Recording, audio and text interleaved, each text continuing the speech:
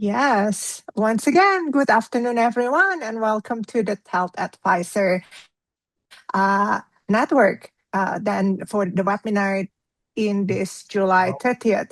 And firstly, I would like to thank Colin Simpson, who reached out and asked me if I can facilitate this conversation for this July webinar, which I think it's really great opportunity.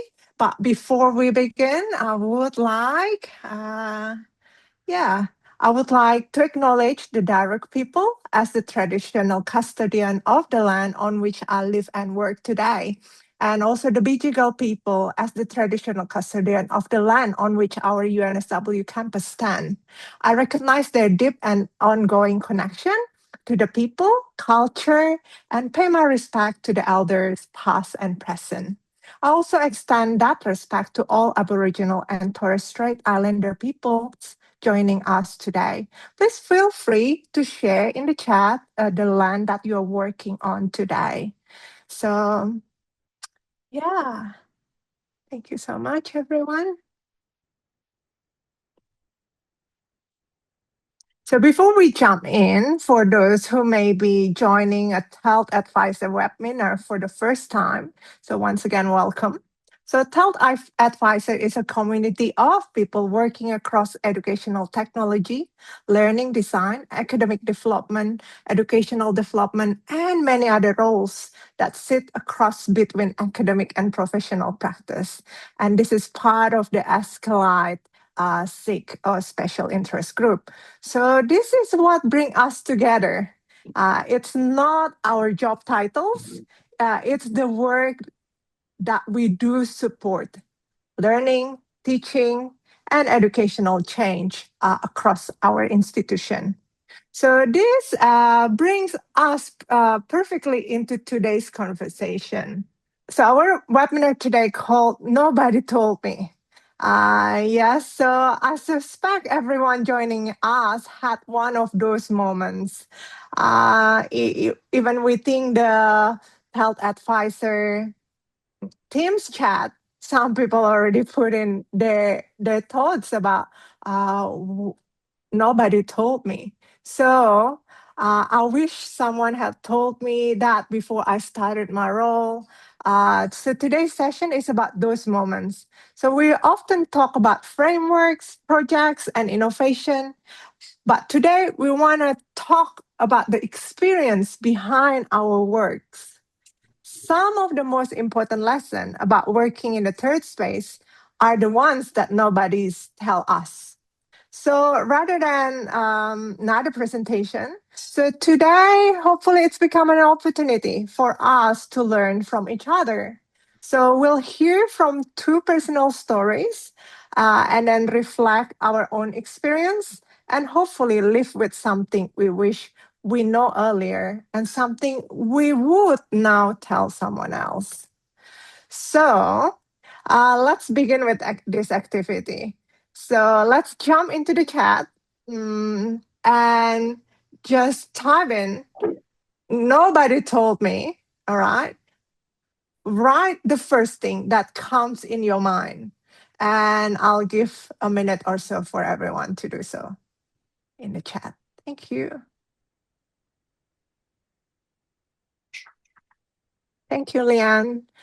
Nobody told me how much interprofessional skill are crucial. Nobody told me that academics can and will say no. Nobody told me I become a project manager. Nobody told me how much I will get invested in small details. Yeah. No one else would understand what learning design was. I constantly learning new tricks. There was a third space in learning and teaching. I have a middle person, but I become middle person between academic. Yes. Terrible things I've learned. Hi, Olivia. Welcome. Yes. Reminds me of Friends' theme song. Nobody told me life was going to be this way. Refer to the point above. Okay, all right, wonderful. This is fantastic. So even the like we can see in here, there are some common themes that we've written in this chat.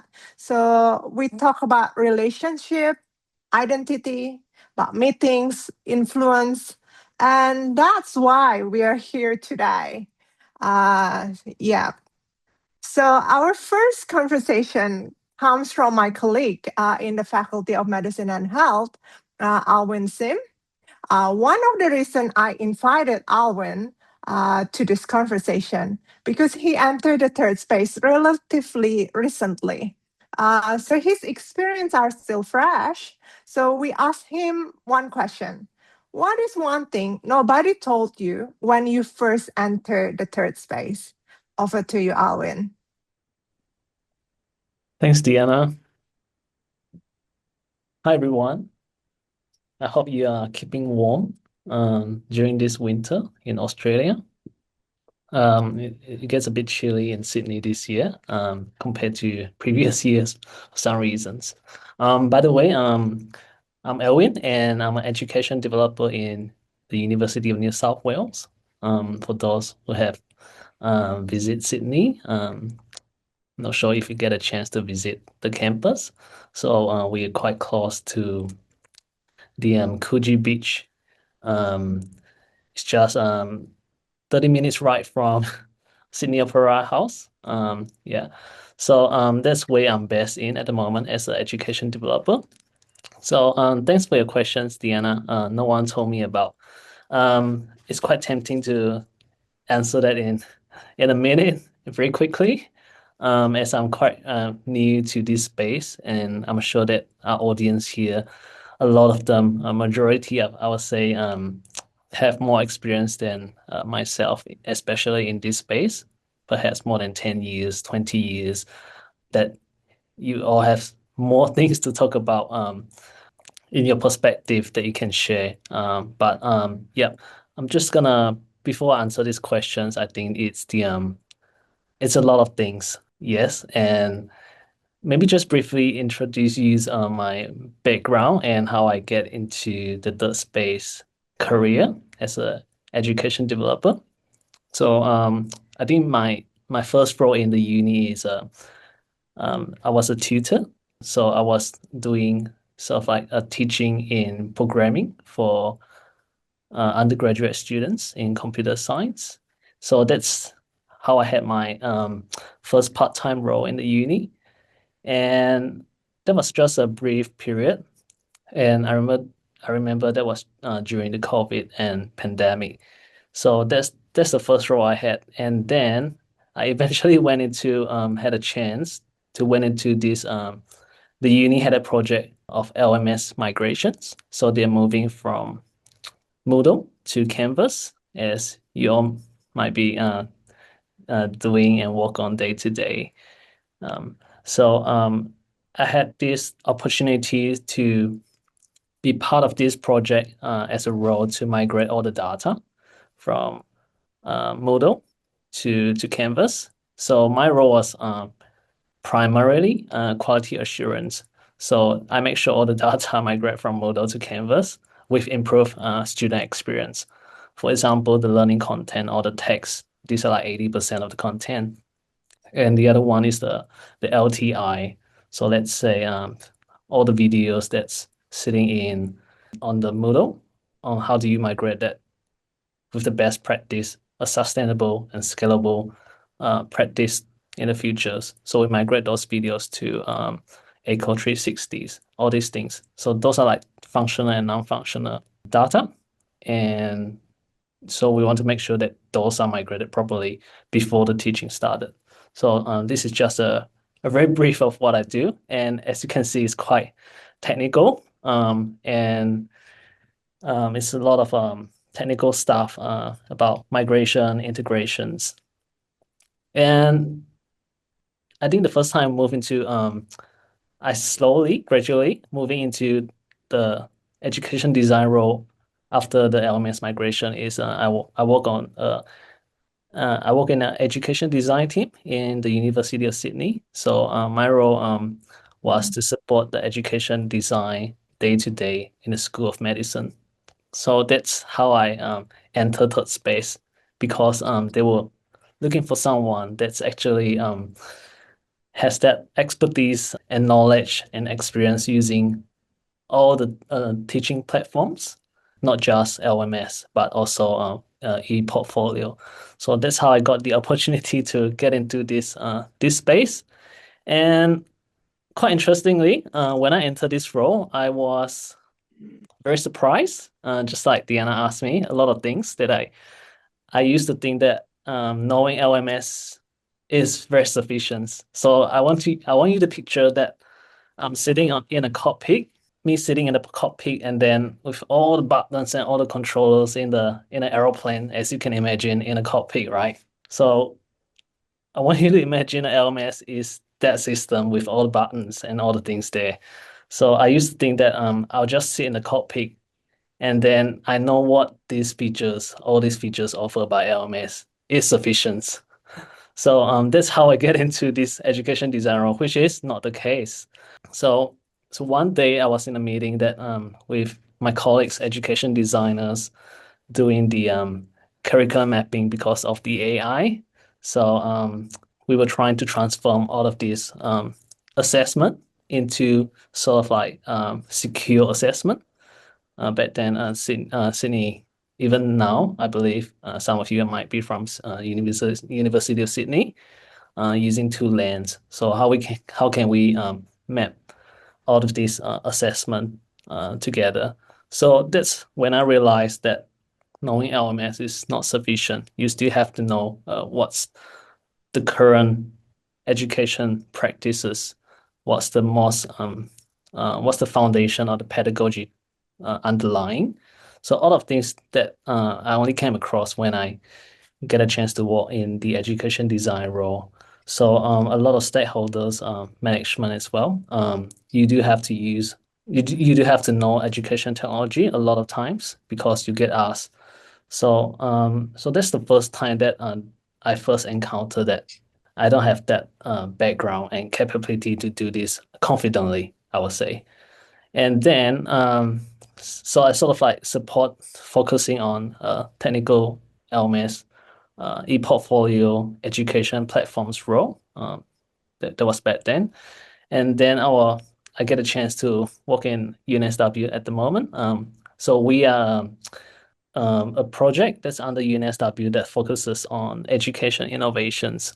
So right now, my role is even broader because of the nature of the project and the role that's I'm working under. So a bit of education technology, and you have to know the state of the art, the most current education practices, project management as Mm, well. If you find something you want to improve, how do you improve that?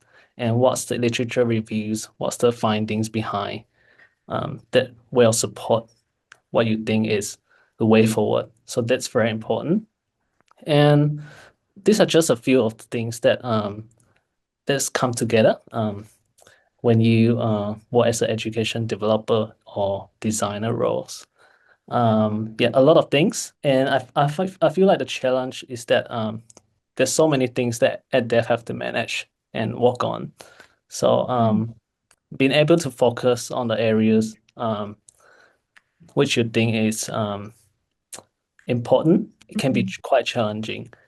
So mm, I believe that all of us here at some point will feel that or even understand that kind of challenges because it seems like you were expected to know a lot of things across mm, the policy, across the ed tech that you're working on. This is not mm, just a software, this is a platform and system.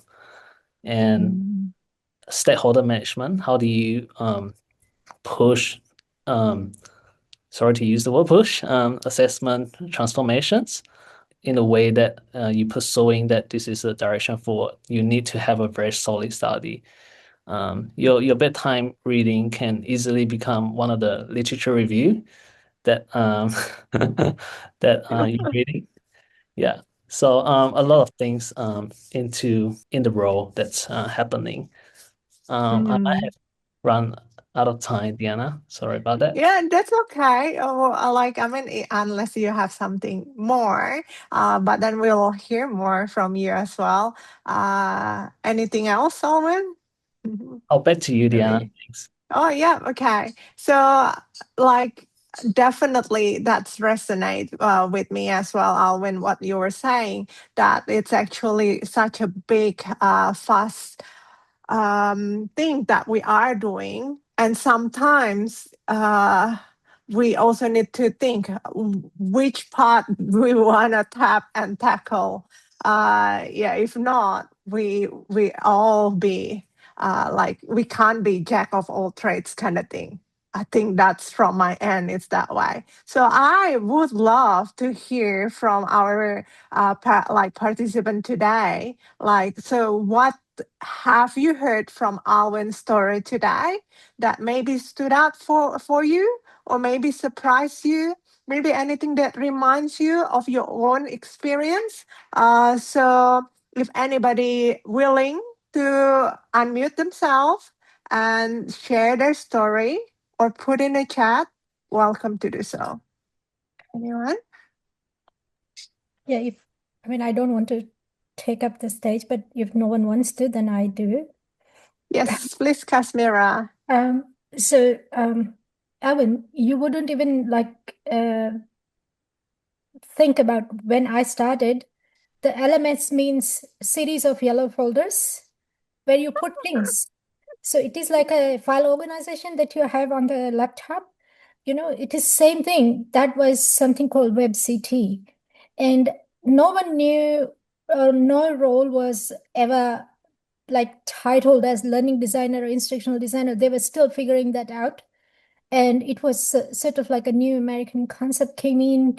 Um, and distance education was still a postage of material, like a bunch of printed files that goes to the people, like the people who are learning at a distance. And the revolution was to put it all into different folders and giving them access to that LMS, which was just, so that is like, oh my God, that makes me feel very old, but that doesn't matter. But what I'm saying is that the the role that evolved through this like past couple of decades around what is learning designer, and I don't think that it still has a proper definition with a criteria that is homogeneous across the higher education sector. Mm, So everything that you said is very, very common experiences for any learning designers or any third space professionals getting into the higher education as well as progressing it and all the difficulties. mm, I think like if you are just came in, you are lucky because at least you know that where you are and how you can progress. yeah. Previously, Colin, you might just, know, well, there was nothing, no pathways. You don't even have a name. Someone random call and say, hey, WebCity? I was doing my PhD at the time. Someone called me and said, oh, I heard you know WebCity, right? Mm, And I said, mhm, yes. And said, like, do you want to work for me? mm, That's how I got the job. My first learning designer job that was called, I think, instructional designer at the time in a medical school in health in Sydney University. mm, So it was mm, that. So at least like, and you have the tools and you can use your skills and you know what you need and all of that. It was just a mm. blank canvas and you randomly go and do what you think is right and was called instructional design. Yeah. Thank you so much for Mm. your insight, Kasmira. Really wonderful to hear from someone who's been in the like in this role for so many years, right? So now I'm gonna move along as well to our next conversation, which like we hear from someone who is just entering the third space, Aylwin. Now I would like to invite Carrol Besseling, my other colleagues from UNSW, but we don't really work together because she's in another faculty, right? So I'll let her introduce herself and reflect on her different point in her journey. So looking back, Carol, what do you wish someone had told you much earlier? Thank you. Okay. Thank you, and thanks for the invitation, everyone. So I've actually put together a little presentation, and I've titled it "Living in the Tree: Rethinking Third Space Practice through Ratatoska." I did promise on my LinkedIn account that I would link Norse mythology with third space practice. So hopefully this makes sense to you. But come along for the journey. I'm just going to stop sharing that now so you don't get distracted too much by it. But also taught undergraduate computer science, Aylwin, in ethics, actually. So we've got a link there. I'm an education staff developer and curriculum designer at UNSW. I'm in the business school. And like many people here, I didn't begin there. I've taught across many or every level, actually, of education within New South Wales, from preschool to universities.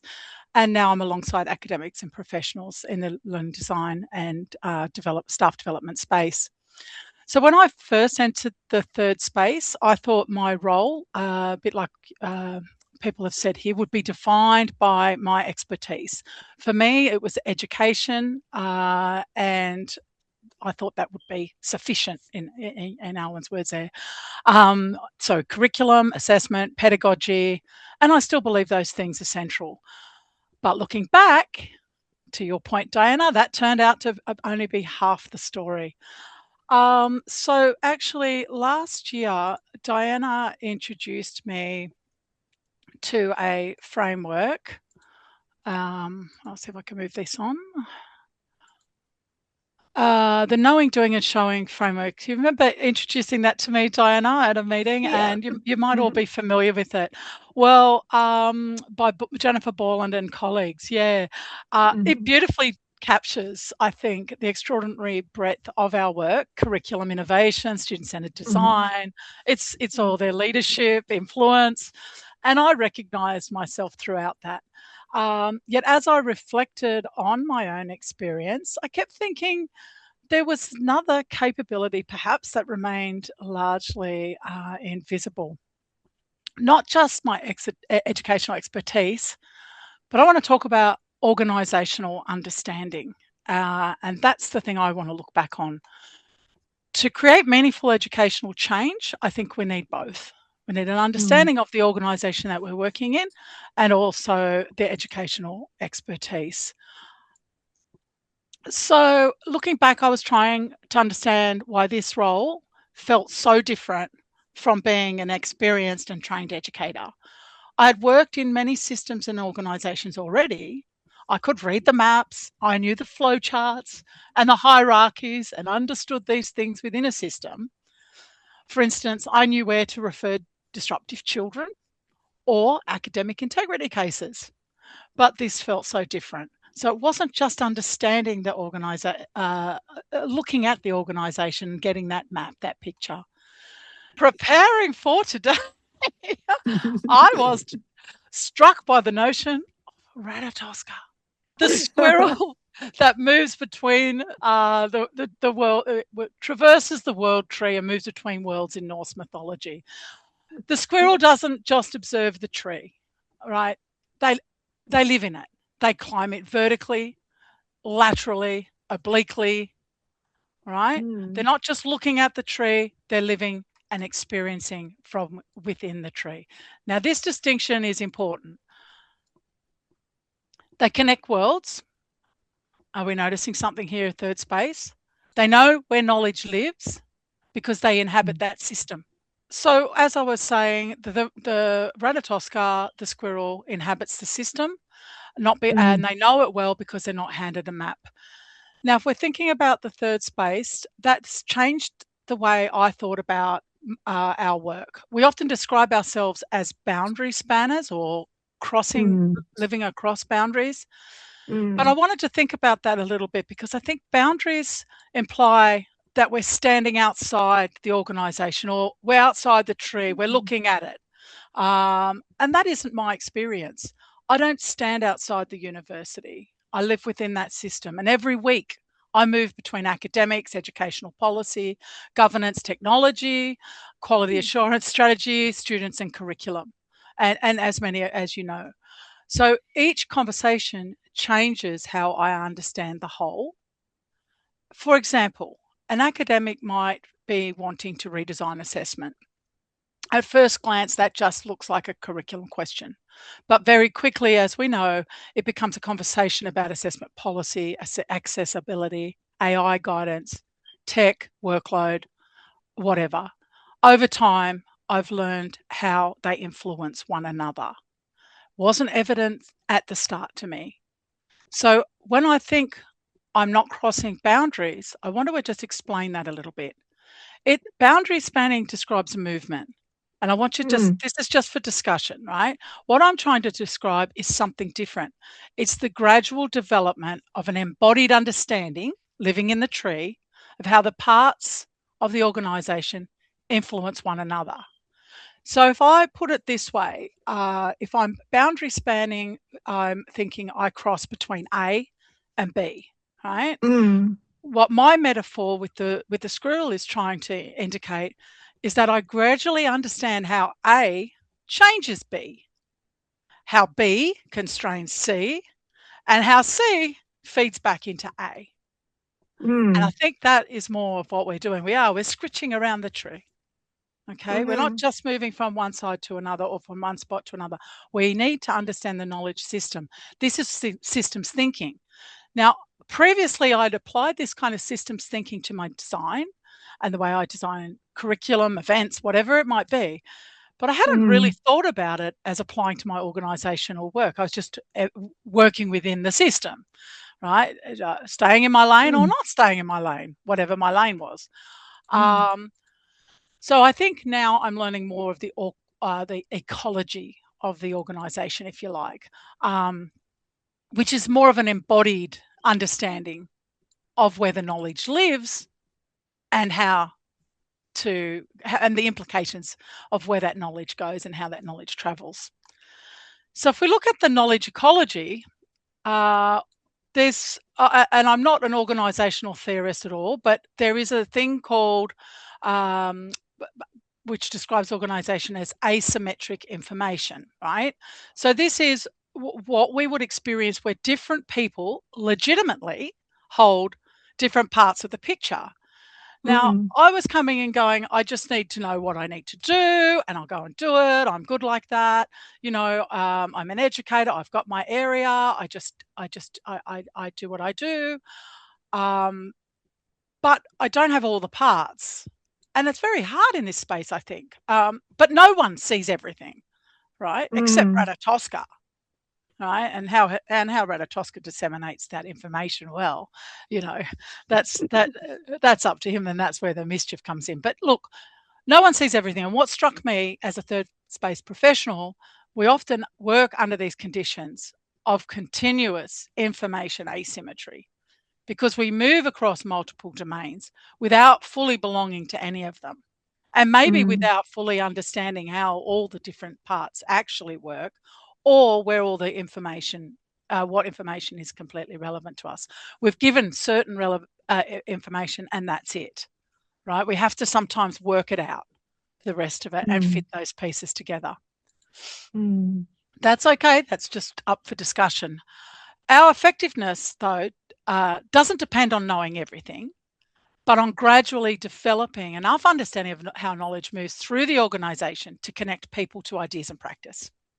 And that understanding doesn't come from documents alone. It's not from policy. It's not from the websites. It comes from living in the tree, right? It's knowledge that moves. It's knowledge that is continually created through interaction. And you all know that. All your conversations, communities, relationships, the projects that you work on, the trust that you build, And this is how the tree slowly reveals itself. The squirrel doesn't memorize the tree. The squirrel learns the living system. It understands that organization isn't simply knowing where information sits. It's understanding how the knowledge moves. I think you might start to relate to that. Many third space professionals gradually develop that embodied understanding. And I think this is why many newcomers would struggle. They don't lack the expertise. They just haven't lived in the tree yet. All right. So that's where we can help. That's where we can collaborate. And I think this is one of our distinctive contributions that we can make is over time, because we develop that understanding of how knowledge moves through the organisation, because our work requires us to inhabit so many parts of it. That places us in a position to help others see connections they might not otherwise encounter. And whether that be your newcomers, whether that be the people that you work with in the third space, whether that be academics, whoever that might be, that's often what we're doing, is we're connecting the, assessment with technology or whatever it might be. So looking back, I thought my role would be educational expertise. In reality, as I said, I needed to learn the ecosystem.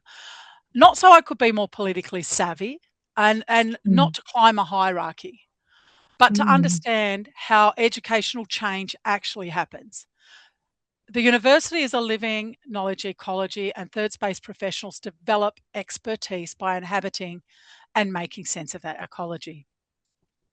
Like Ratatoska, I gradually learned where knowledge lived, how it travelled, who needed to hear what, and how seemingly different parts of the organisation were actually connected. I don't think third space professionals move between worlds. I think we live within them. Yeah. Perhaps then Ratatoska isn't simply the messenger. Perhaps they are the creature who come to understand the tree because they live within it. That changed how I thought about third space practice. We're not just navigating a university map, we're coming to know it by living within the tree.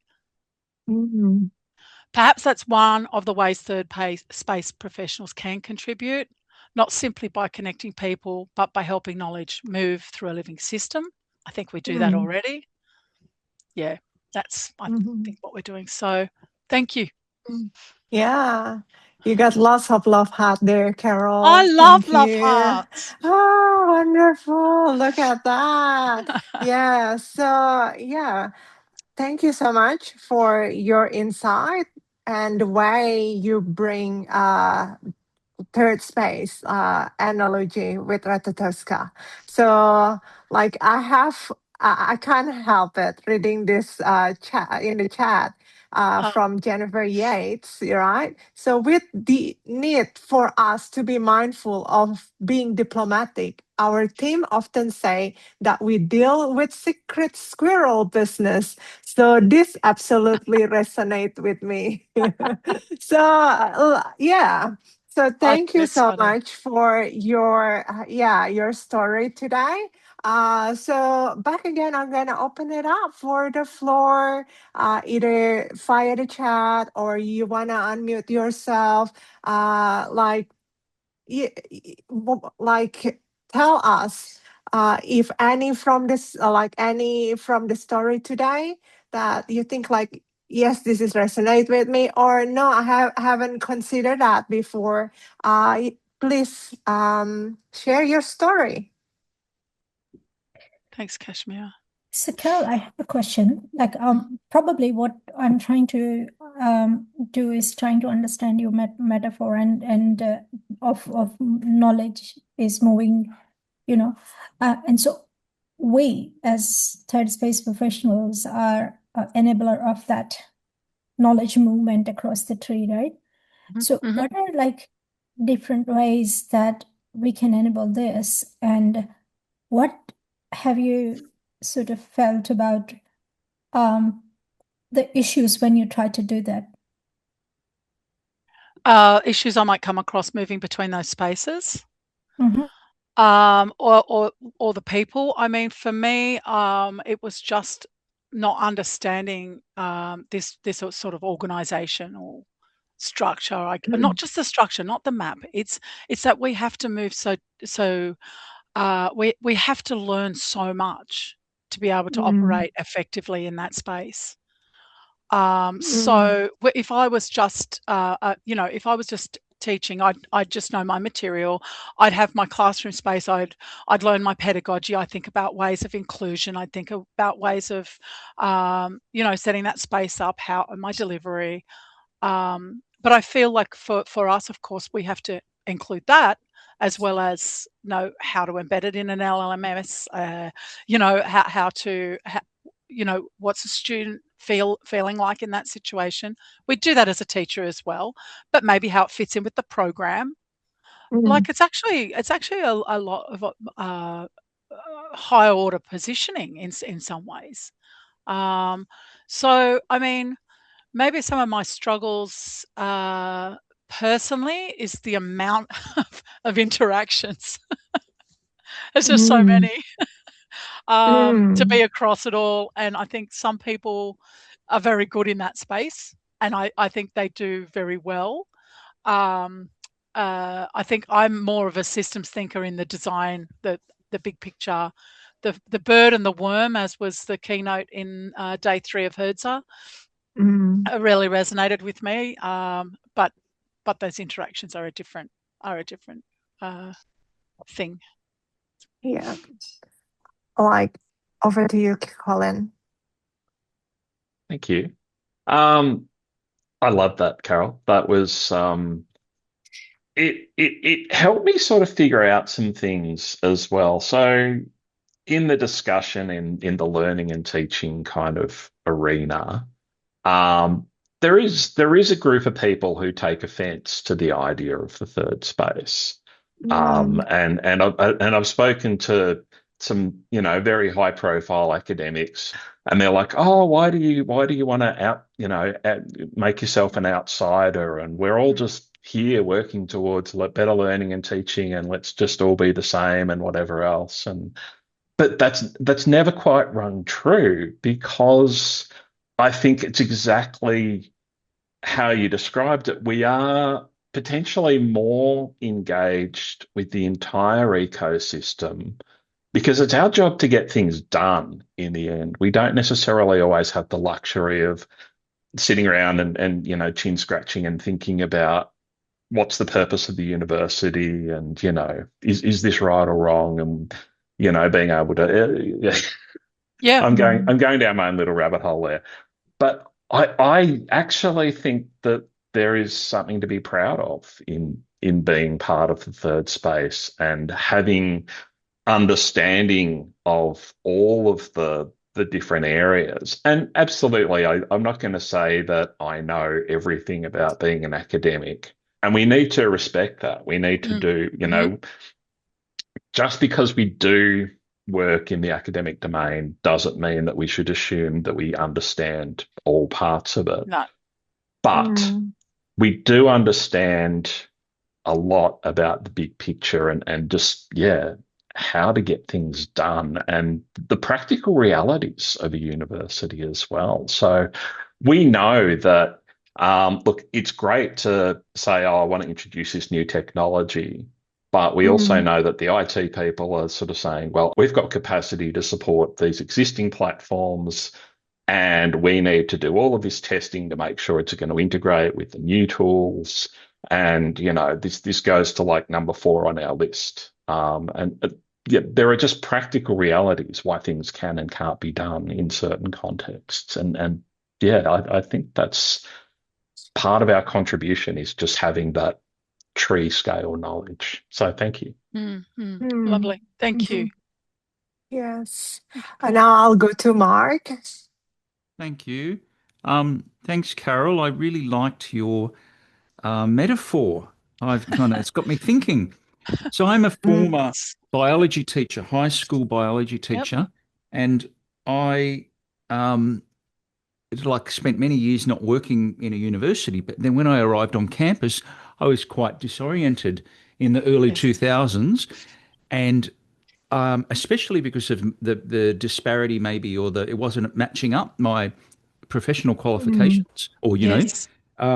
with the role of learning design. So it's really good, these sort of discussions, and then the kind of visibility maybe of third space practitioners. And so I spent maybe, oh well, I'm possibly still navigating, but I tended to think of my workplace as an ecosystem, just like I used to in biology. Of Uh-huh.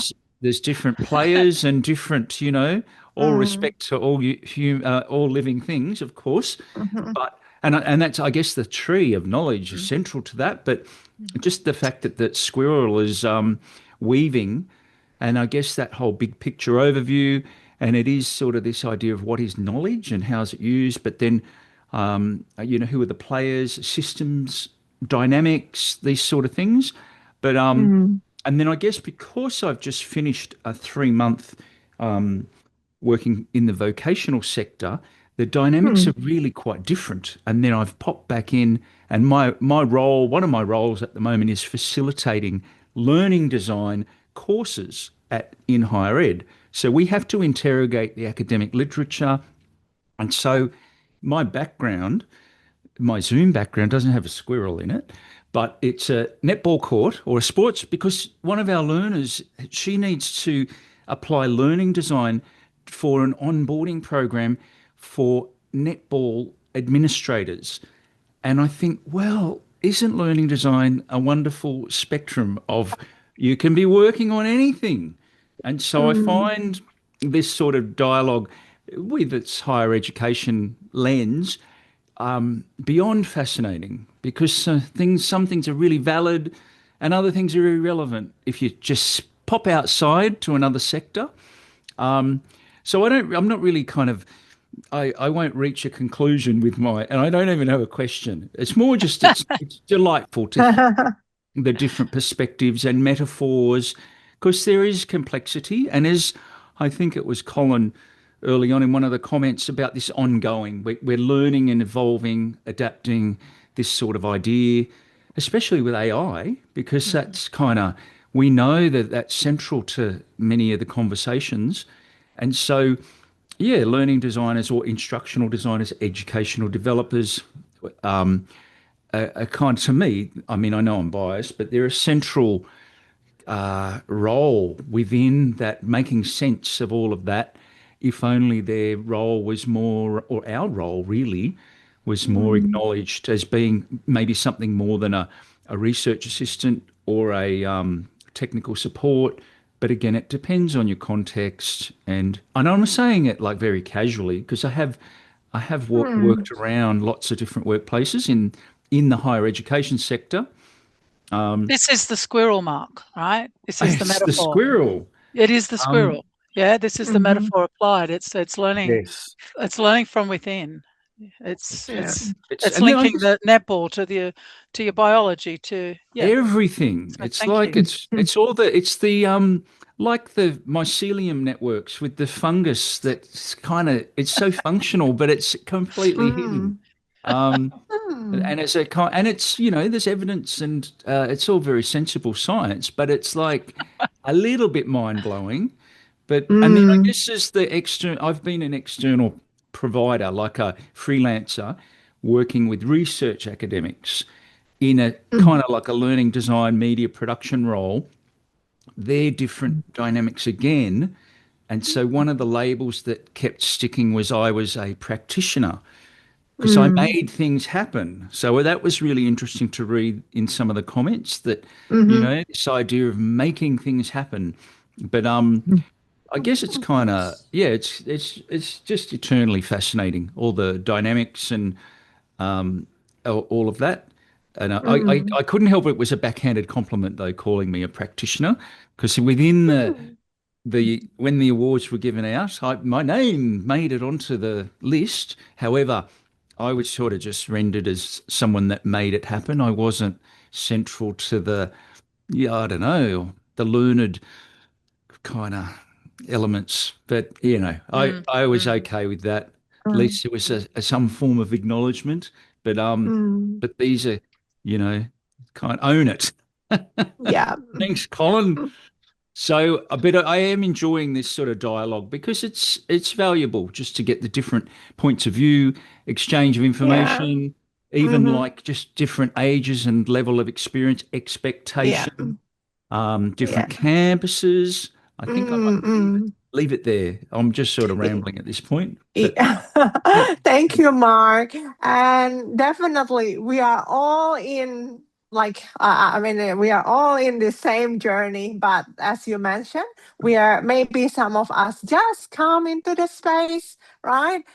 Just couple years, but some of us have so massive experience within the space already. So I believe this is the beauty of this like TELedvisor community, network, right, where we can learn from one another. We can have this kind of conversation. So it's not just like we always hear from presentation from someone, but then we can hear from other voices as well. So I would like, knowing that the time is 1:55, I would like to finish with where we started today. So earlier, we put it in the chat, nobody told me, right? So now I would like you to complete a different sentence. Now I would tell someone ... Okay. So if someone's starting in the third space tomorrow, what's one thing you would tell them?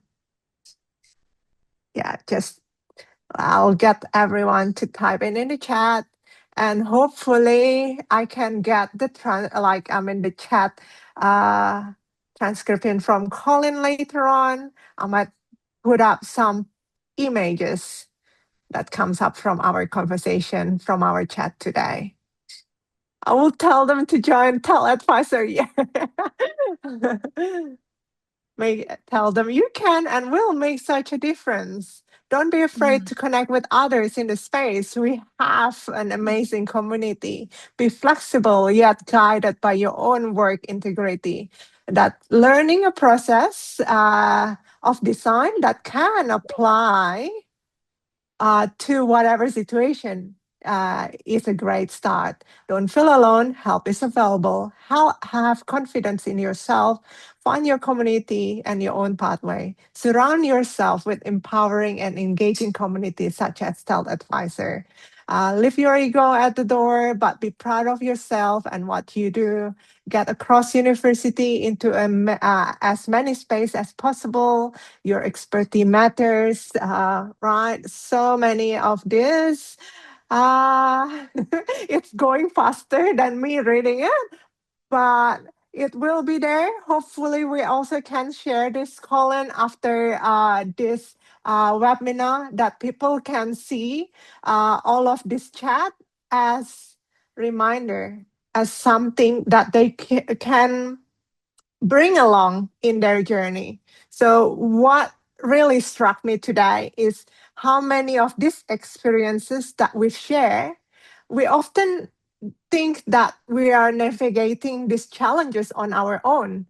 But today's conversation has shown us that many of the lessons we've learned, the surprises that we've experienced, and even our frustration sometimes we've encountered, they are common across institution, across roles. We all have different name of roles, right? So perhaps this is like, once again, as what mentioned in the chat, one of the greatest value is the community like this, the TELedvisor, or any similar kind within your own institution. So this gives us opportunity not only to share our work, but also to share our experiences that shape who we become as third space professional or practitioner, I would say. So once again, a huge thank to Aylwin and Carrol for their generosity in sharing their stories, and also for Colin and the rest of the TELedvisor SIG convener. And once again, thank you for everyone who contributed today as well. So I hope Today's conversation has reminded you that while nobody may have told you this thing at the beginning, we certainly don't have to learn them alone. Thank you so much for today.